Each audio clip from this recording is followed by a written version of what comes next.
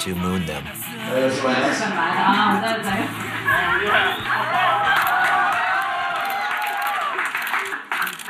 We rarely do interviews, so doing a press conference is just strange. But we need turnouts, or else we lose all the way around.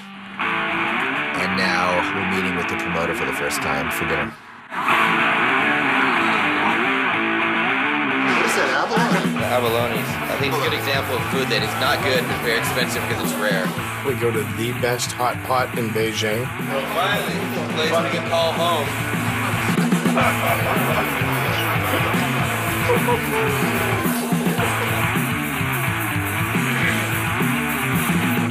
So we meet the promoter.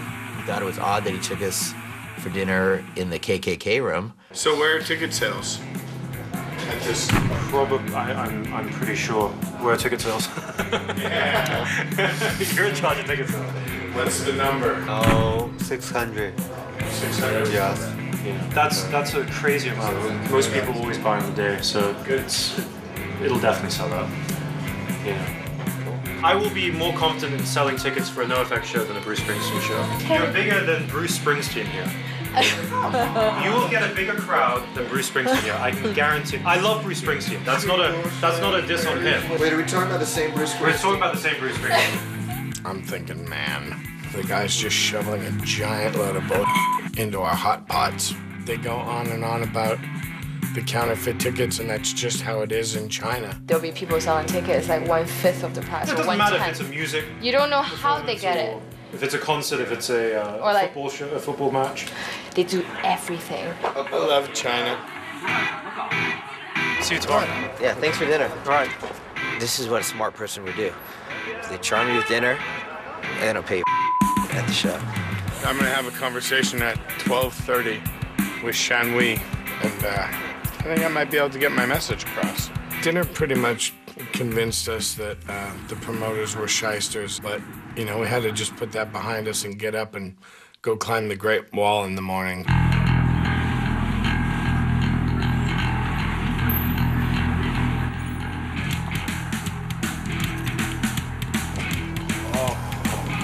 Last one to the top's a rotten egg. Seizure?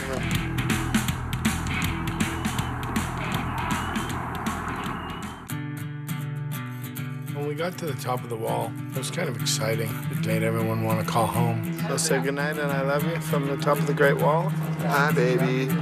I'm calling you from the top of the Great Wall of China. Hello? Hey, Mama, how are you? I can barely hear you, but I'm on top of the wall. I have to stop and think, you know. I do it once in a while. I'll be somewhere and I just sort of start thinking about some place we were 20 years ago, doing what we were doing. And now it's not really that much different. I guess that's really the most exciting part about going to places we haven't been before, is we don't know what to expect. We don't know what it's going to be like. And that's what it was like in those days, too. Everything was just something new waiting right around the corner. So here we are, still living that. The Great Wall was so cool, but we had to get back to the venue and start dealing with hopefully getting paid for the show. I want to talk about money. I want to discuss the deal because, I mean, you're covering all these expenses, and this $50,000 for the venue? Yes. What does that include? That's unheard of. Typically, we're looking to walk away with half of the money that came through the door. Somewhere like Beijing, where we've never been and no one else has ever been, we've got no history. So who knows? Maybe the rent is $50,000 for that venue, and maybe monkeys do fly out of my butt. If you're paying this much to a venue, there should be no way anyone can get in free.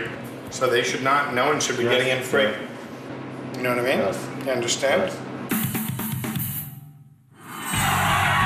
They've never seen a crowd like this before. Everyone's trying to scam counterfeit tickets to get in. Counterfeit tickets should be pretty easy to catch at the door, no? Not the way the Chinese do it.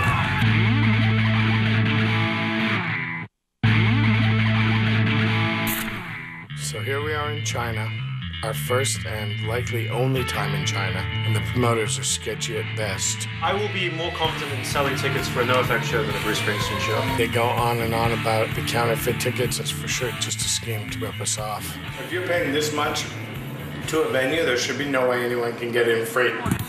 No U.S. punk band has ever been allowed to play in mainland China. We actually got permission from the government. I want to play a great show tonight. It's kind of a historic show for them. And for me. People are still arriving. It's good, Charlie. It's good with them.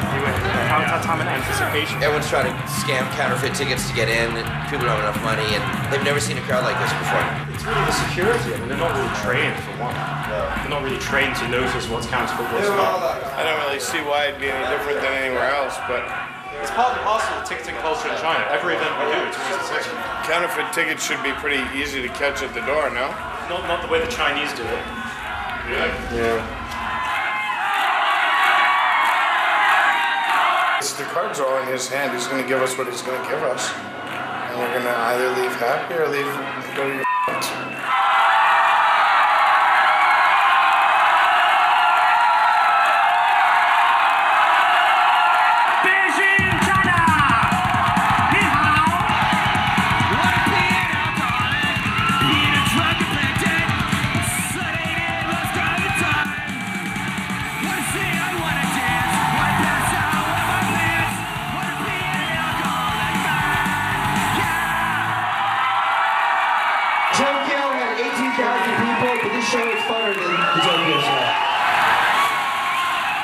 Show was amazing, but the funniest thing was the kids didn't really understand the concept of stage diving. Hey, what are you doing, guys? This is our time! They waited for the song to be over, and then they got on stage and jumped off. Okay, obviously you Chinese guys don't know, you dive during the songs. Okay, everybody, you have no idea what we're doing here. They've never stage dived before, and we got to show these kids how to stage dive badly.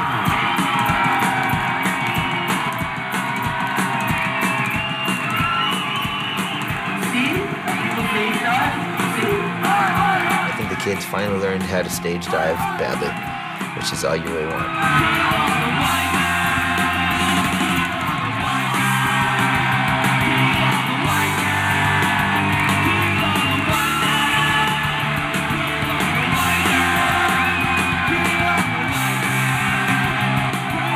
One kid takes a bandana, puts it over his face, runs blindly into the crowd.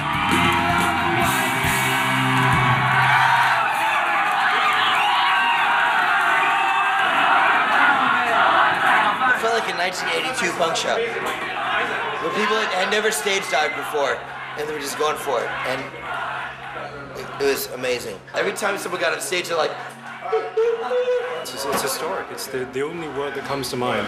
This was the best show we ever had in Beijing. Best. I'm glad the show was awesome and exciting, but I'm pretty focused now on trying to get some money out of it. Tell me, 400 people got in on bootleg tickets and guest lists? No 400 people. And that's a minimum. I could see that being 1,500 people. I mean, that's a big room. So I don't know. I mean, you need to figure out how to get actual numbers. I mean, I want to know facts. Yes. But all this stuff I don't understand. Yes. Right.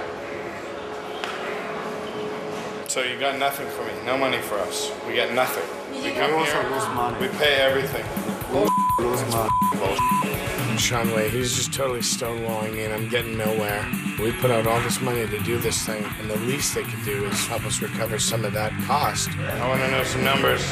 We have to, I mean, it's going to be a lot of chasing and all that stuff. Really not that complicated. They all paid cash to get into the door tonight. That should be all your money. This is the thing. You're going to be lucky to get on Monday, like reports, like figures.